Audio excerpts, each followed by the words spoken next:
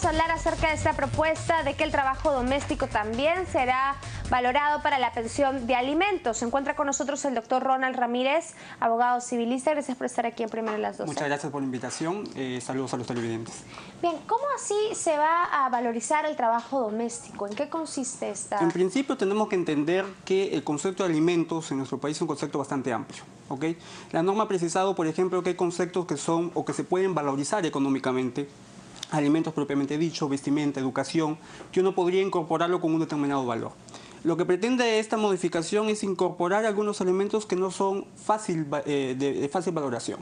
Y esto considera al llamado trabajo doméstico no remunerado, que son el conjunto de actividades que realizan los padres, por ejemplo, los obligados a pasar alimentos, que no tienen una retribución directa económica, una retribución económica directa. Por ejemplo, atender a los niños, vestirlos, llevarlos al colegio, etcétera, etcétera.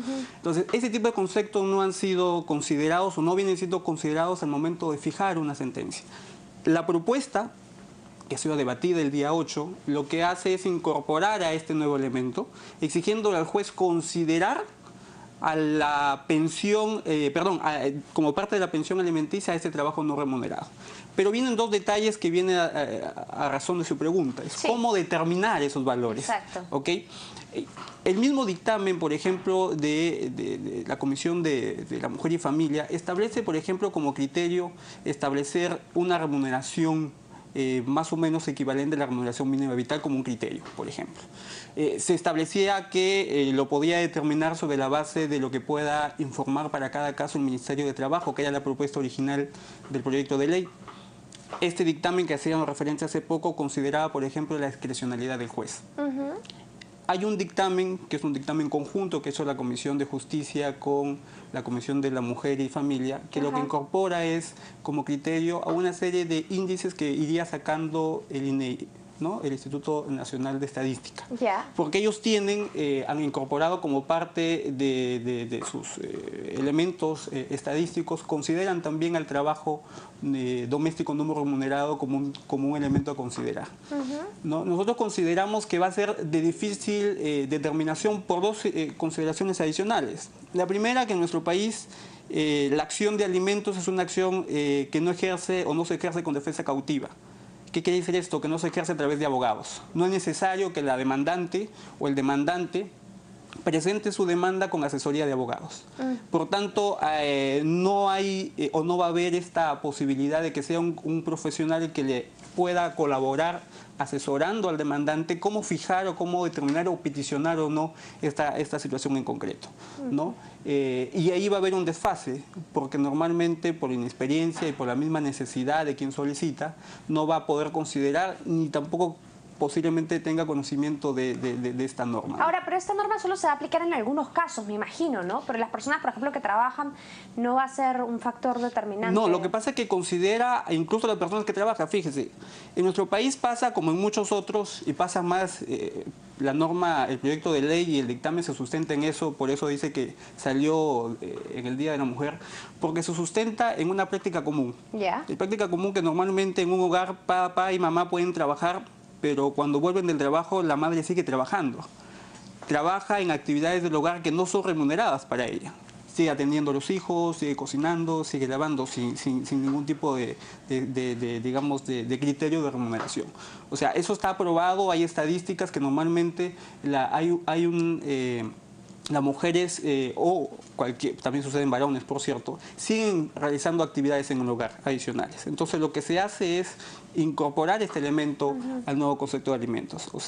Básicamente eso. Hay mujeres o varones, por ejemplo, que en lugar de salir a trabajar son los encargados del hogar. Entonces ese tipo de conceptos también se están incorporando, porque no se olviden ustedes que el derecho de alimentos o los alimentos es obligación, en el caso de menores de edad, por ejemplo, de ambos padres. ¿Ya no es que solamente la mujer puede pedir por esta pensión de alimentos? No, porque puede suceder de que quien tenga su cuidado del menor sea el hombre y sea él el que desarrolle estas actividades domésticas, directamente o por intermedio de terceros. No puede ser, por ejemplo, que es llevado el menor a la casa de los padres, por ejemplo, y son los padres del padre, o sea, los abuelos, por ejemplo, los que realizan este cuidado del menor, de llevarlo al colegio, atenderlo, vestirlo, ¿no? ¿Eso de alguna manera incrementaría los valores que a veces vemos digamos, que se les paga, se les pasa a las madres o padres por pensión de alimentos, que a veces son de 150 soles, sí, claro, 200 soles. Claro, ese es el objetivo.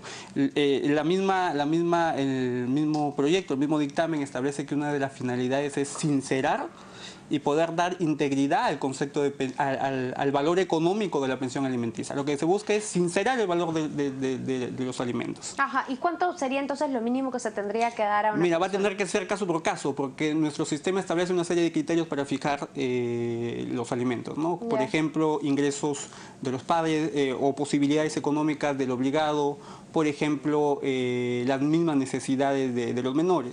Los montos tienen que ir variando. Y eso va a depender también de cómo se plantea un juez, cómo se le plantea a un juez esta petición.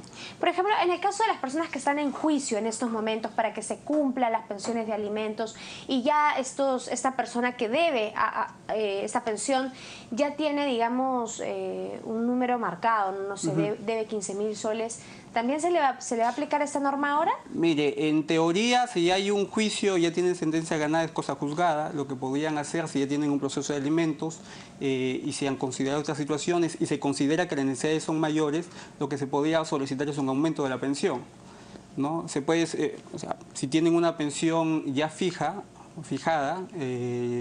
y se considera que las necesidades son mayores sobre la base de estos conceptos nuevos que se están incorporando, o criterios nuevos que están incorporados, se pueden establecer incluso la posibilidad de un aumento de la pensión alimenticia, que es hacer una acción, digamos, a raíz de esta primera pensión, ¿no? Bien, muchas gracias por haber venido aquí a Primera. Gracias por la invitación. Nosotros vamos a ir hasta el Congreso de la República con Lourdes Paucar. Lourdes, adelante.